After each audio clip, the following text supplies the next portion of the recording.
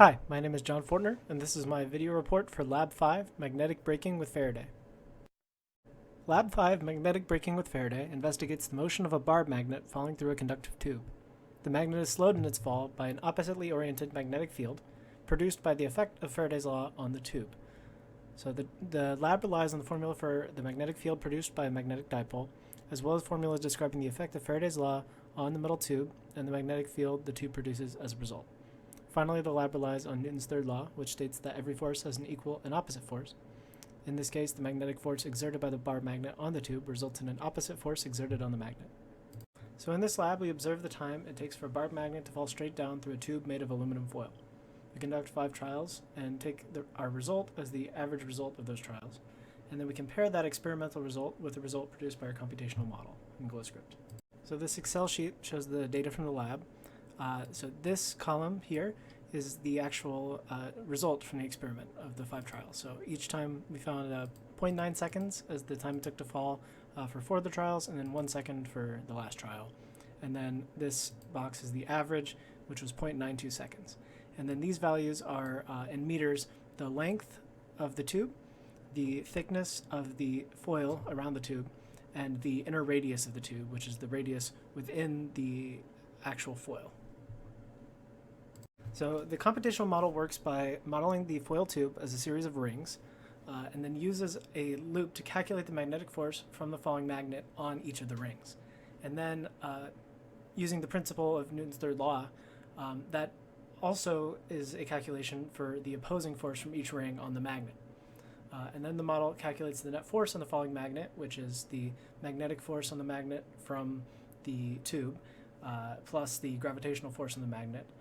And then it models the motion of the magnet accordingly. So this is the code for the lab, so we'll go ahead and run the model.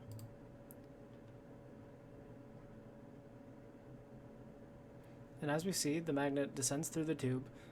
So this graph of velocity shows how the magnet at first is accelerating due to gravity, and then due to the opposing force of the magnetic field from the tube, it reaches a terminal velocity.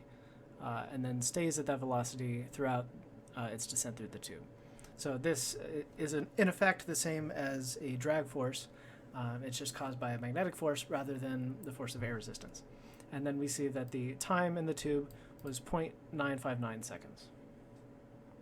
So our computational model's calculation for the falling time was 0.959 seconds, compared with our experimental calculation of 0.92 seconds. So the computational model time was slightly greater.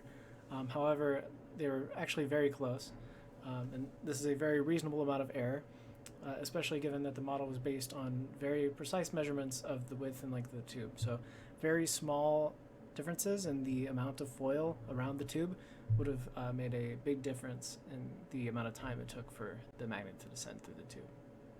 So finally, some additional questions. First, what if the resistivity of the conductor were reduced as close as possible to 0? How would the dynamics of the falling magnet change? So a small resistivity would result in a very small amount of resistance in the conductor, which would allow the propagation of a much larger current.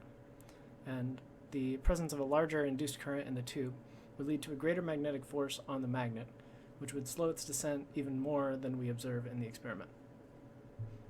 And what if holes or slots were cut into the tube? How would this affect the ring currents in your model? So in an actual experiment, cutting holes in the tube would somewhat decrease the magnetic force acting on the magnet, but it would not be as significant a change as we would observe in the model, because current could still flow through the tube, sort of going around the holes. But in the computational model, because the tube is modeled as a series of rings, putting a hole in the side of the tube would make some of those rings discontinuous. If there's any separation in one of the rings, there will be no current flowing through that ring. So if a hole were cut into the tube in the model, then the rings would have no current and therefore would have no magnetic force acting back on the magnet. So this would significantly reduce the magnetic force acting on the magnet in our computational model. And that's all. Thank you very much for watching.